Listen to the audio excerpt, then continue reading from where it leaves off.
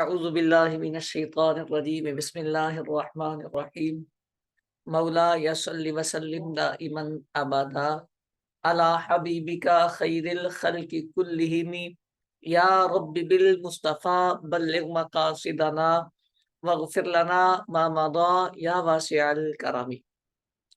آسان اصول حدیث کورس کی چوتھی کلاس میں ہم حاضر ہیں۔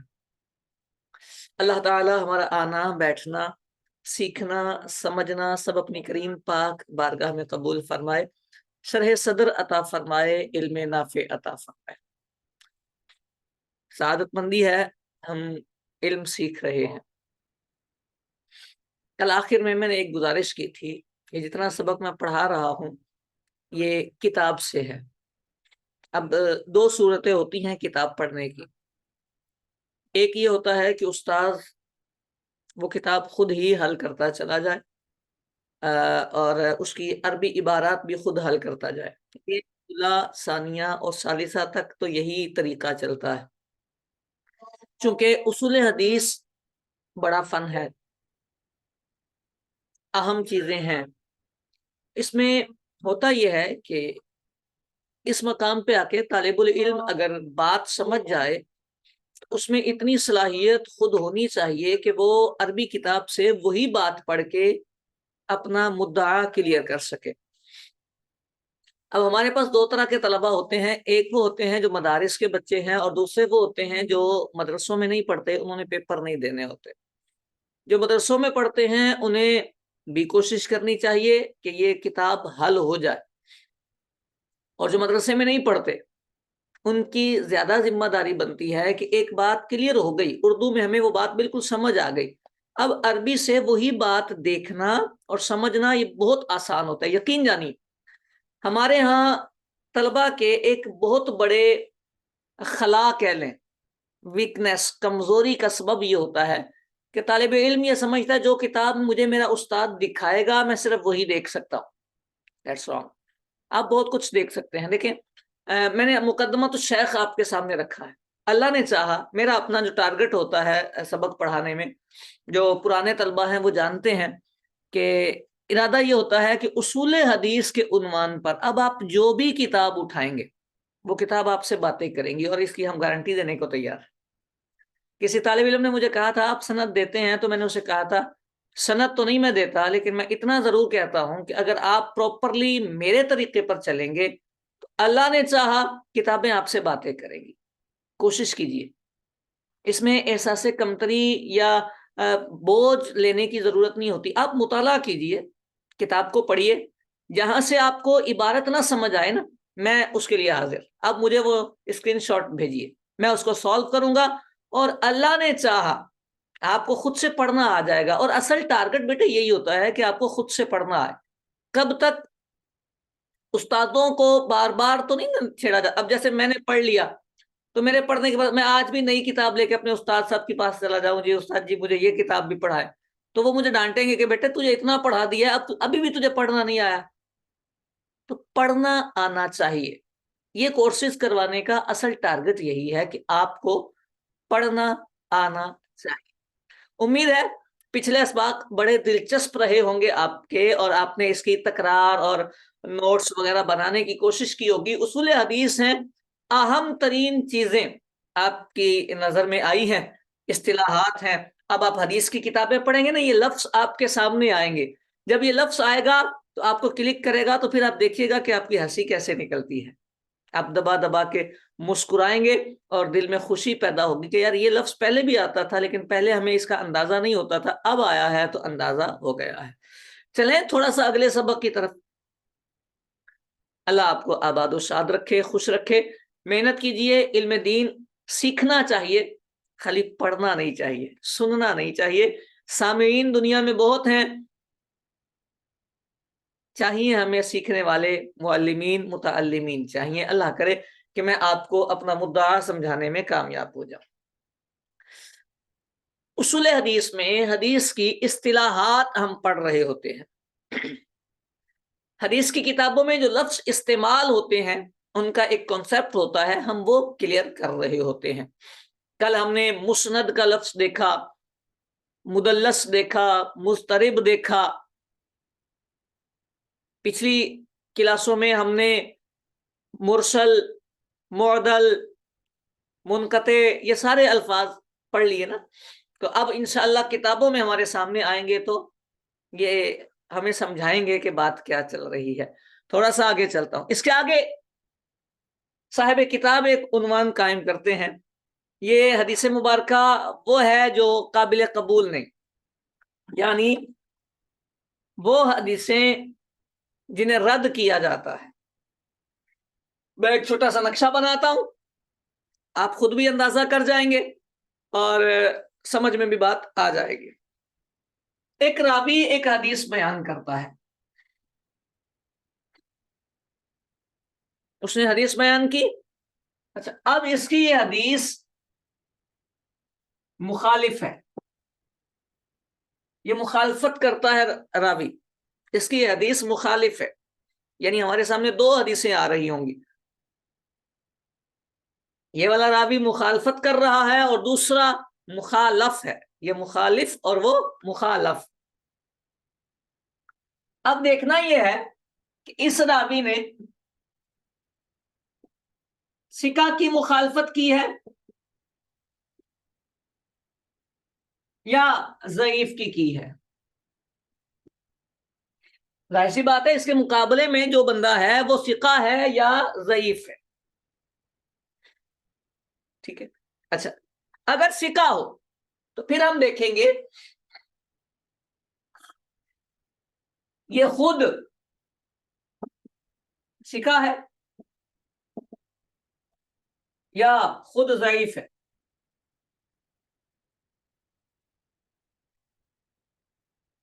ये खुद जो मुखालफत करने वाला है, मुखालिफ है, ये खुद सिका है या ज़ईफ। अगर ये खुद ज़ईफ हो तो ज़ईफ होकर सिका को छेड़ेगा तो मरदूद हो जाएगा, इसकी हदीस मरदूद हो जाएगी, रद्द कर दी जाएगी, काबिल कबूल नहीं रहेगी। कितनी आसान बात है। जाहिर सी बात है, इस रावी की औकात नहीं है कि सिका को छेड़े, मुकाबला नहीं बन सकता, तो ये हदीस काबिल कबूल हो जाएगी। सॉरी, सिका के साथ जब इसकी मुखालफत आएगी तो ये हदीस रद्द हो जाएगी, इसकी हदीस को छोड़ दिया जाएगा, देखा ही नहीं जाएगा। समझ आ रही बात। अगर सिका हो, अब ये खुद भी सिका है और मुखालफ भी सिका है, मुखालिफ भी सिका और मुखालफ भी सिका, दोनों दोनों सिका सिका सिका सिका का जब आएगा तो अब क्या करना होता है, जब एक लेवल की दो चीजें आती हैं तो होना ये चाहिए कि अब इनमें अव्वलन तत्मीक करनी होती है, फैसला करना होता है कि इसमें से किसको कबूल किया जाए। अब रावी के एतबार से तो दोनों का लेवल सेम, ये भी सिका ये भी सिका। मैं यहां दो सूरतें बना,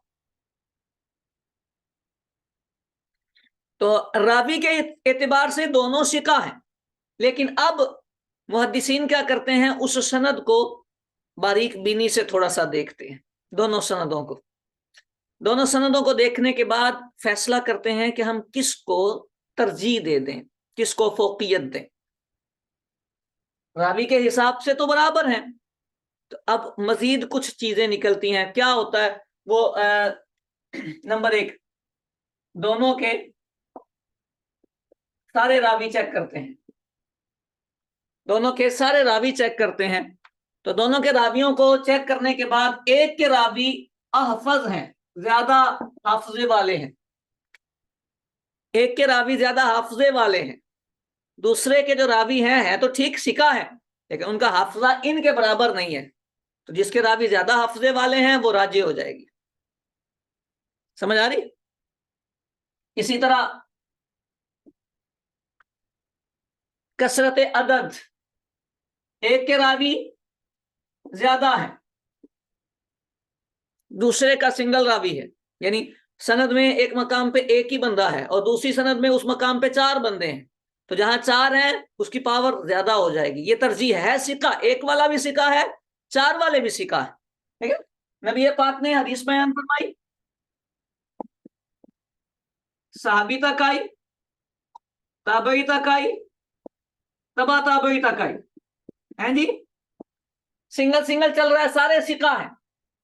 اچھا اسی کے مقابلے میں دوسری ہے، وہ جب تابعی پہ پہنچے نا تو یہاں 5 بندے ہیں حدیث روایت کرنے والے، تو یہ والی جو سند آئے گی اس کو ترجیح مل جائے گی، فوقیت مل جائے گی کثرت عدد سے.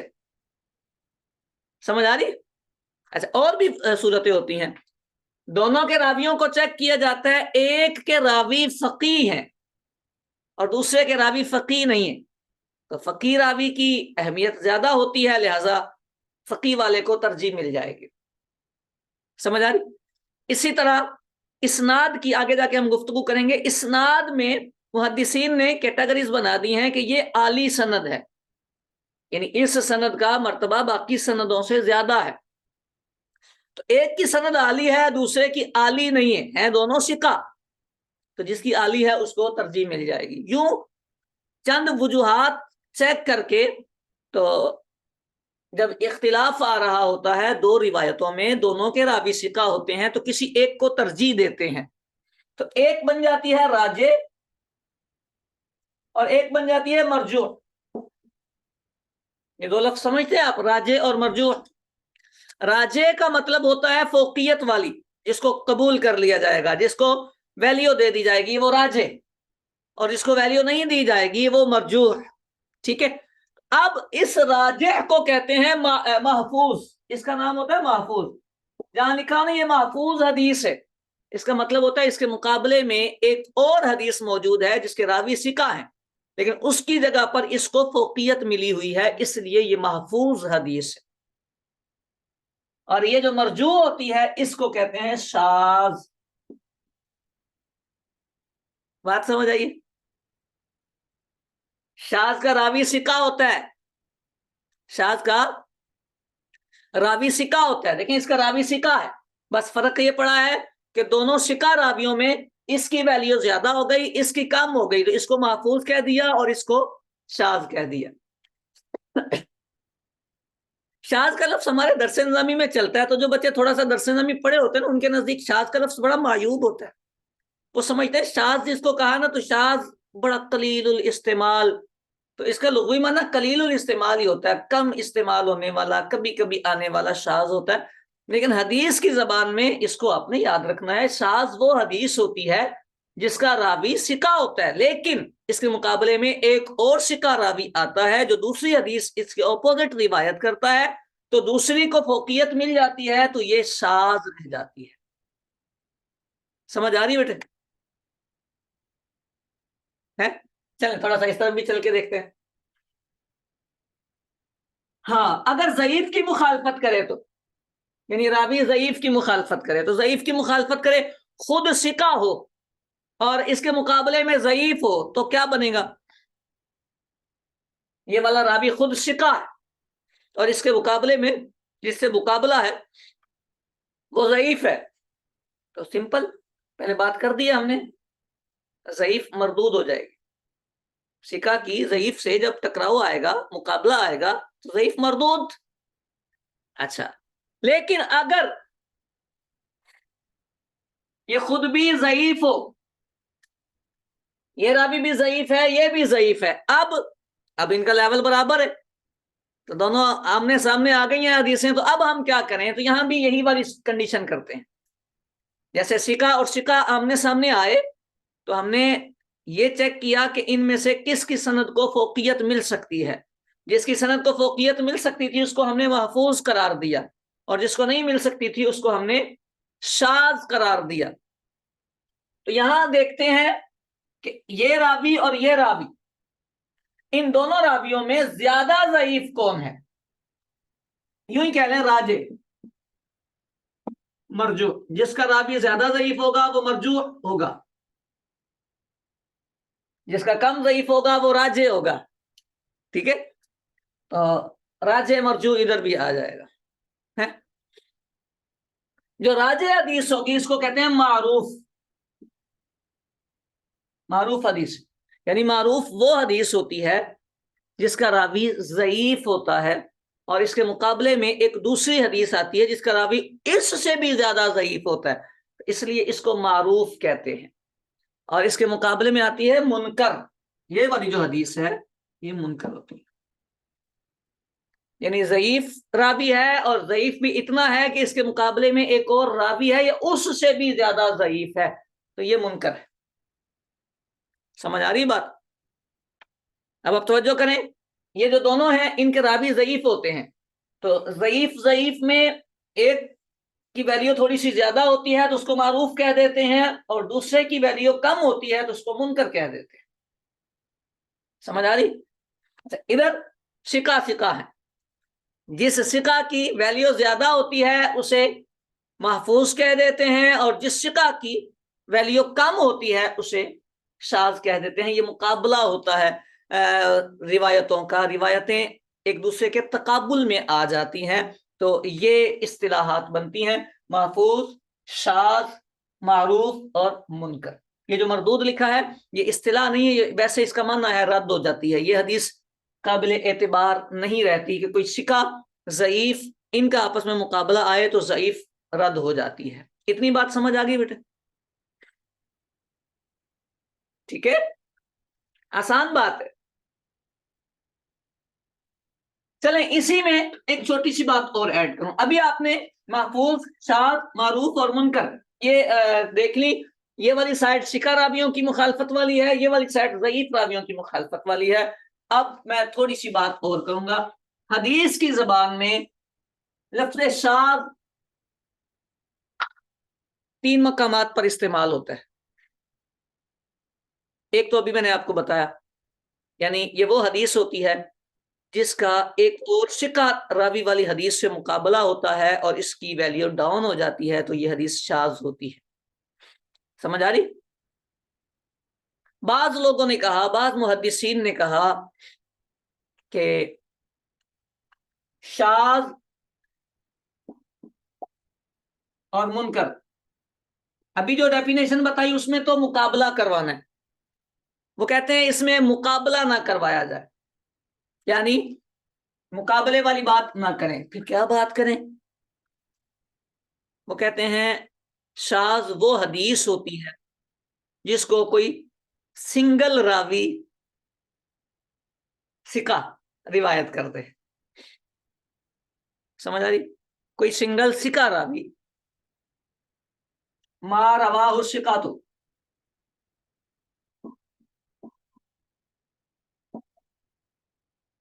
جس کو ثقہ راوی روایت کرے، وتفرد بہ،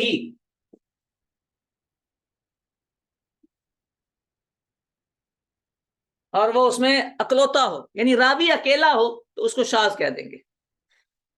سمجھ آ رہی؟ اب ثقہ راوی اکیلا ہے تو وہ شاذ ہے، مقابلے والی بات نہیں ہے۔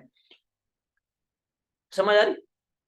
ایک اور تعریف بھی شاذ، یہ شاذ کی ڈیفینیشن ہے، منکر کی بھی یہی بتا لیں، ضعیف راوی روایت کرے اور وہ اکیلا ہو۔ ایک روایت یہ ایک شاذ کی ڈیفینیشن یہ ہے: ما رواہ احد واحد، ایک راوی جسے روایت کرے، چاہے ثقہ ہو یا نہ ہو، مقابلہ ہو یا نہ ہو، مخالفت ہو یا نہ ہو، کوئی بات نہیں۔ یہ 3 شاذ کی ڈیفینیشن ہیں۔ اب ہوتا کیا ہے، یہ کیوں بتائی جاتی ہیں؟ بتائی اس لیے جاتی ہیں کہ جب ہم کتابیں پڑھتے ہیں حدیث کی تو جو پہلے والا مخالفت والا قول تھا یہ زیادہ استعمال ہوتا ہے، تو بات سمجھ آ جاتی ہے کہ اس کے مقابلے میں ایک ثقہ راوی اور بھی آ رہا ہوگا، یا منکر کے مقابلے میں ایک ضعیف راوی اور بھی آ رہا ہوگا، تو ذہن میں بات آ جاتی ہے۔ لیکن کبھی کبھی ایسا ہوتا ہے کچھ کتابوں میں کہ یہ والی شاذ کی ڈیفینیشن استعمال کر لی جاتی ہے یا یہ والی استعمال کر لی جاتی ہے۔ سمجھ آ رہی؟ اب ایسے مقامات، ایسا نہیں ہوتا کہ پیچیدہ ہو جاتے ہیں، محدثین نے یہ سارا کام کر دیا ہوا ہے، ان مقامات پہ صرف مطالعہ کرنا ہوتا ہے۔ یہ نحو یا صرف والا تو کام نہیں ہے نا کہ ہمیں کیسے پتا چلے گا، اصول حدیث سارا تک کام ہو چکا ہے، محدثین نے ایک ایک چیز واضح کر دی ہے، یعنی جس مقام پہ یہ والی ڈیفینیشن لکھی ہوگی نا، وہاں شارحین نے وضاحت کر دی ہوگی کہ یہ جو شاذ ہے یہ والا شاذ ہے، مخالفت والا نہیں ہے، یا یہ والی ڈیفینیشن استعمال ہوگی تو وہاں شارحین نے یہ لکھا ہوگا کہ یہ شاذ ثقہ والا اور مخالفت والا نہیں ہے، یہ سنگل راوی والا شاذ ہے۔ سمجھ آ رہی بات؟ ہاں، تو یہ اصطلاحات اس لیے نظر میں لائی جاتی ہیں. ویسے بھی جب ہم اصطلاحات ٹرمز کہیں پڑھتے ہیں، کسی بھی فن کی پڑھتے ہیں، تو اس کا سب سے بڑا فائدہ یہ ہوتا ہے کہ جب ہم اس فن کا مطالعہ کریں گے تو یہ لفظ وہاں استعمال ہوں گے. جب لفظ وہاں استعمال ہوں گے تو ہمیں وہاں کے مضمون اور مطلب واضح ہوتے چلے جائیں گے. اب یہ چیزیں اگر ہمیں آتی ہوں تو ہمارا حدیث پاک میں مطالعہ کارآمد ہوگا. اور اگر یہ نہ پتا ہو، یہ صرف یہی نہیں، اور بھی بہت ساری چیزیں ہیں، یہ نہ پتا ہو تو پھر مسئلہ کیا ہوتا ہے؟ پھر جی یہ اس کو تو فلاں امام نے شاذ لکھا ہے، تو بھائی فلاں امام نے شاذ لکھا ہے تو اس امام کا قول یہ والی ڈیفینیشن کا ہے، یہ والی کا ہے، یا مخالفت والی کا ہے؟ سب کے اعتبار سے فرق آ جائے گا. اگر یہ والی ہوگی تو یہ صحیح حدیث کہلائے گی، اس کا راوی ثقہ ہے، اس کا راوی ثقہ ہے. دوسری بھی حدیث صحیح کہلائے گی اور وہ انڈیکیٹ کرے گی کہ اس کے مقابلے میں ایک اور زیادہ ثقہ راوی والی حدیث موجود ہے. تو جس امام نے شاذ کا لفظ یوز کیا ہے اس کی نیچر، طبیعت، اس کے احوال کا مطالعہ کرنا پڑے گا تاکہ مسئلہ کلیئر ہو سکے کہ امام صاحب نے اس کو شاذ کیوں لکھا ہے. ہمارے ہاں تو المیہ یہ ہے نا کہ ہم یہ والا سبق سیکھتے نہیں، تو ہمیں دنیا میں گوگل اور ادھر ادھر سے کیا ملتا ہے، یہ شاذ ہے تو شاذ کا مطلب قابل قبول ہی نہیں.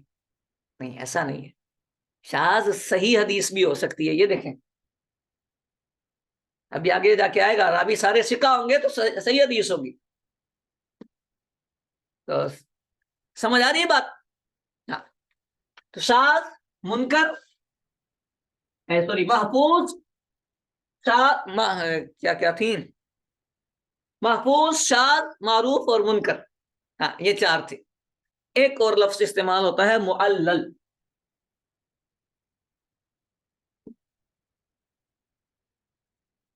طرف والے بچے پڑھتے ہیں کبھی کبھی معلل، معلل صیغے، علت والی. یہ ایک گہرائی کی بات آئی ہے. اب کبھی ایسا ہوتا ہے کسی حدیث کے بارے میں کوئی امام الحدیث، اپنے فن کے ماہر، جو اس فن کے میں کمال رکھتے ہیں، ماہر ہیں، ایکسپرٹ ہیں، وہ کسی حدیث کے بارے میں رائے قائم کر دیتے ہیں. وہ اسے کہہ دیتے ہیں کہ اس میں کچھ خرابی ہے.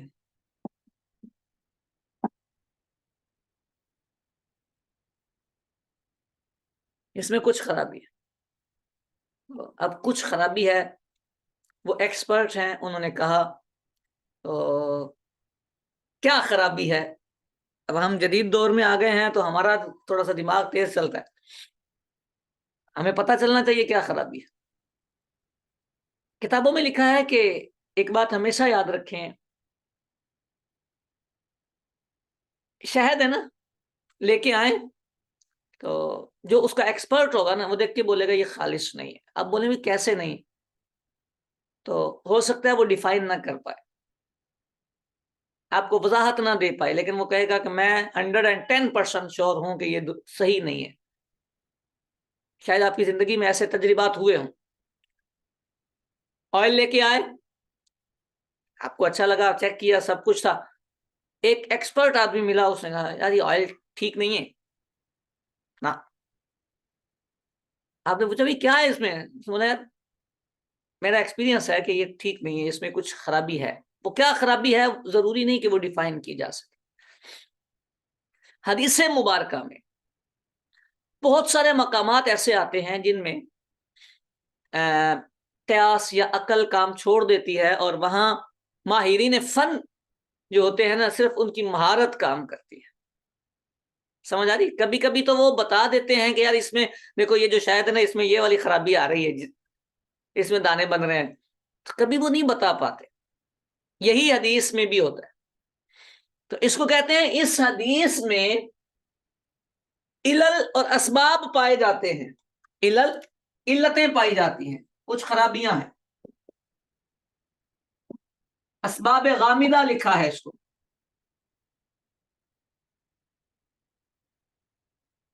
اسباب غامدہ لکھا ہے. سمجھ آئی؟ کتاب میں مثال لکھی ہے جیسے ایک متصل حدیث ہے، حدیث متصل ہے لیکن اس کو سند میں مرسل ذکر کر دیا۔ مرسل سمجھتے ہیں؟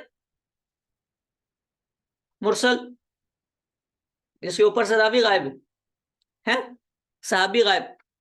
اب حدیث متصل ہے حقیقت میں، بالکل اوکے ہے، لیکن ذکر کرنے میں لفظوں میں وہ مرسل آ رہی ہے۔ اسی طرح ایک مرفوع حدیث ہے لیکن صحابی نے نبی پاک علیہ الصلوۃ والسلام کی طرف نسبت ہی نہیں کی، لفظوں سے ایسا لگتا ہے جیسے موقوف ہے۔ سمجھ آ رہی بات؟ لفظوں سے ایسا لگتا ہے جیسے موقوف ہے لیکن ہے وہ مرفوع، انہوں نے نبی پاک سے سنی ہے۔ مرفوع حکمی نہیں کہہ سکتے اس کو، کیونکہ وہ بات ایسی ہے جو عقل میں آنے والی ہے اور صحابی اپنی طرف سے بھی کر سکتے ہیں۔ تو یہ بڑی باریکیاں ہیں، جو ماہرین ہوتے ہیں انہیں الفاظ دیکھ کے وہ جج کر لیتے ہیں، مطلب پریکٹس ہوتی ہے ان کی کہ یہ لفظ نبی پاک کے ہیں کہ نہیں، یہ لہجہ نبی پاک کا ہے کہ نہیں۔ سمجھ آ رہی بات؟ صحابی کا یہ لہجہ بنتا بھی تھا کہ نہیں، یہ وہ لوگ کر سکتے ہیں جن کی بڑی پریکٹس ہوتی ہے۔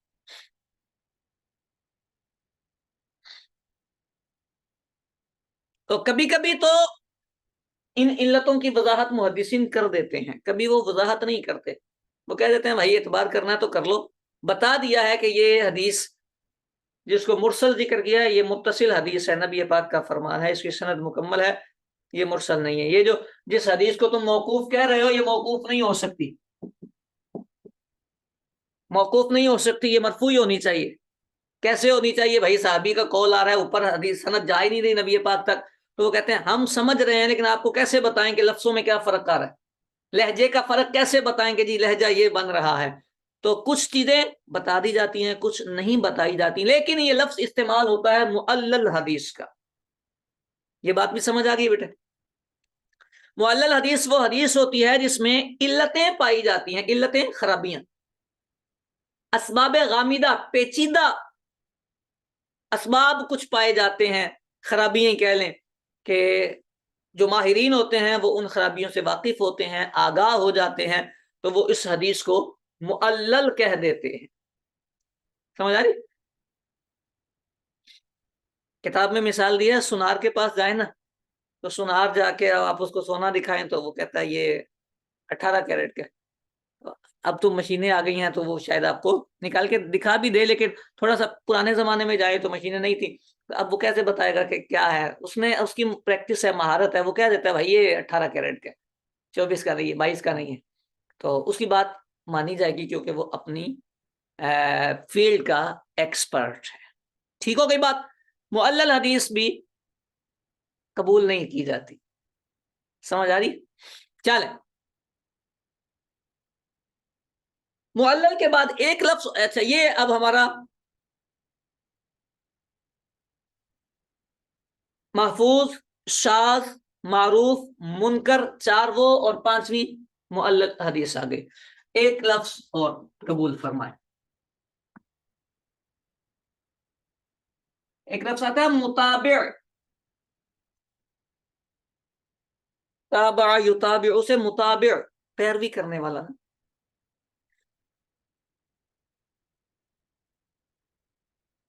ہوتا کیا ہے؟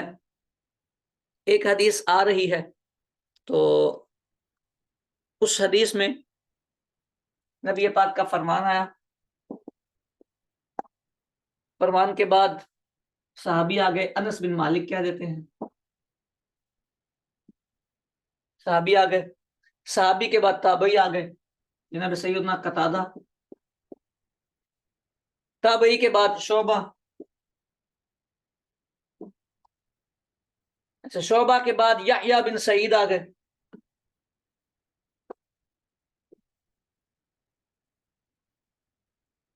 یہاں تک سند دیکھیں آپ، سیدھی سیدھی چل رہی ہے نا؟ یحییٰ بن سعید کے دو شاگرد ہیں، ایک محمد بن بشار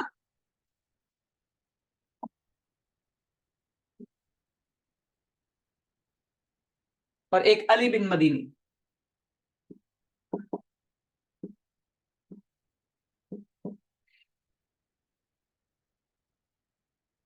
اب یہاں ان کا جو شاگرد ہوگا اس کی موافقت میں یہ والی سند آ جائے گی، اوپر سے ساری سند سیم ہے، یہاں صرف 2 راوی ہوئے ہیں، 2 بندے الگ ہو گئے ہیں، تو یہ والی جو حدیث ہوتی ہے یہ حدیث متابع ہوگی اور یہ متابع ہوگی، یعنی اس نے اس کی متابعت کی ہوگی. سمجھ آ رہی بات؟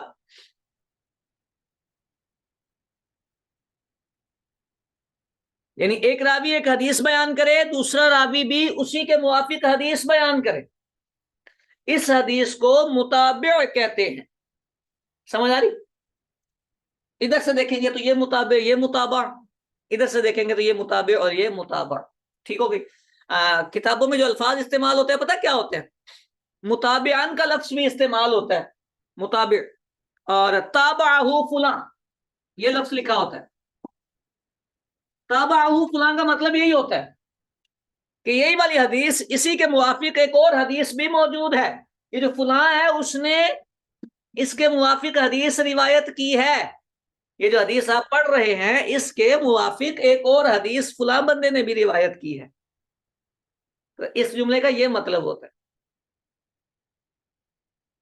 سمجھ آ رہی ہے؟ تابعہ فلاں.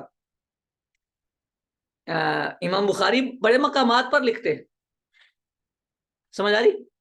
بلکہ امام بخاری کے بارے میں تو محدثین کہتے ہیں وَلَهُ مُتَابَعَاتٌ.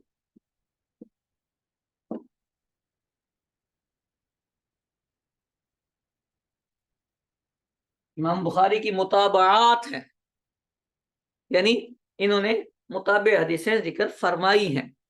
تو یہ لفظ استعمال کیے جاتے ہیں، تابعہ فلاں وَلَهُ مُتَابِعٌ، اس طرح کے الفاظ استعمال کیے جاتے ہیں. متابع سمجھ گئے ہیں کیا ہوتا ہے؟ ایک راوی ایک حدیث نقل کرتا ہے، روایت کرتا ہے، اور اسی کے موافق دوسرا راوی بھی حدیث نقل کرتا ہے. فائدہ کیا ہوتا ہے؟ فائدہ تقویت. ظاہر ہے 2 راویوں نے ایک ہی حدیث بیان کی ہے تو تقویت ملتی ہے، تائید ملتی ہے. اچھا ضروری نہیں ہوتا کہ یہ اور یہ راوی ایک ہی لیول کے ہوں، یہ ضروری نہیں ہوتا.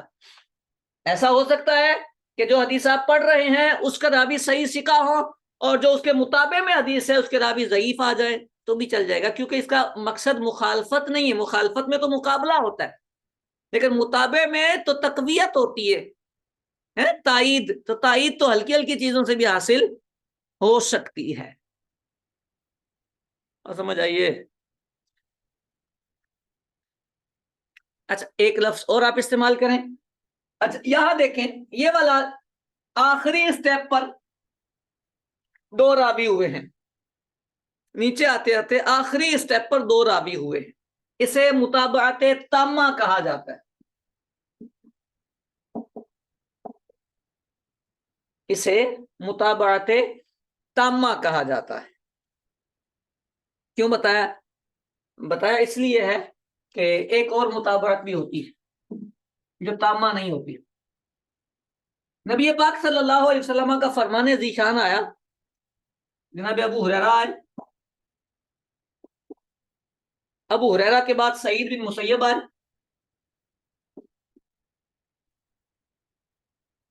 سعید بن مسیب کے بعد امام زہری آ گئے،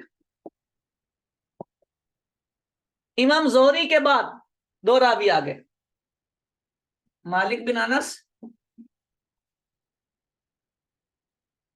اور لیث بن سعد.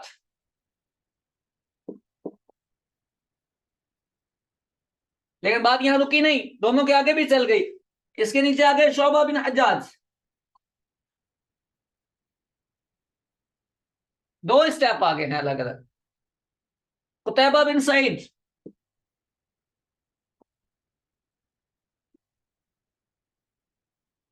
پہلے ایک تھا نا، اب 2 ہیں. اس کو کہتے ہیں متابعت قاصرہ. سمجھ آ رہی؟ کیونکہ یہاں جا کے انہوں نے ملنا ہے. ابھی ایک شیخ میں ملیں گے تو جتنے اسٹیپ کم ہوں گے اتنی تقویت زیادہ ہوگی. تو اگر یہ دونوں ہوتے تو ان کی آپس میں روایتیں یہ متابعت تامہ ہوتی، لیکن ان دونوں کی روایتیں متابعت قاصرہ رکھتی. یہ بھی بات سمجھ آ گئی ہے کہ گئی؟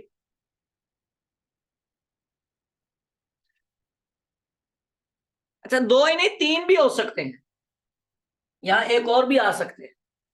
تو مطابعت تامہ میں بھی، مطابعت قاصرہ میں بھی حدیثیں 3 بھی ہو سکتی ہیں، یعنی نیچے جا کے 3 راوی آ گئے ہیں، 4 بھی ہو سکتے ہیں. تو یہ صرف یہ یاد رکھنا ہوتا ہے، ایک راوی کے ساتھ دوسرا راوی بھی اس کے موافق حدیث بیان کر دے. اگر ایک ہی سٹیپ پر شیخ میں جا کے اتفاق ہو جائے، آگے سند سنگل چلے، اسے مطابعت تامہ کہتے ہیں، یہ مطابع ہوتا ہے. اور اگر ایک سے زائد سٹیپ ہوں، یہ مطابعت قاصرہ ہوتی ہے. سمجھ آ گئی بات؟ اچھا، اب اس میں یہ ذہن میں رکھیں کہ ضروری نہیں کہ یہ اور یہ اب دونوں آپس میں آمنے سامنے ہیں تو دونوں ہی ثقہ ہوں. ایک ثقہ ایک ضعیف بھی ہو سکتا ہے، کوئی مسئلہ نہیں ہے اس میں. میں نے یہ بات آپ کو بتائی ہے کہ مطابعت کا فائدہ یہ ہوتا ہے کہ صرف تقویت حاصل کی جائے گی، مطلب حدیث مبارکہ کو تائید ملے گی. تو تائید کے لیے ضعیف راوی بھی چل جائے گا. ٹھیک ہے. اچھا، کبھی ایسا ہوتا ہے ایک ہی حدیث میں مطابعت تامہ بھی ہوتی ہے اور مطابعت قاصرہ بھی ہوتی ہے. کلاس دوبارہ جوائن کریں، پھر یہیں سے شروع کریں.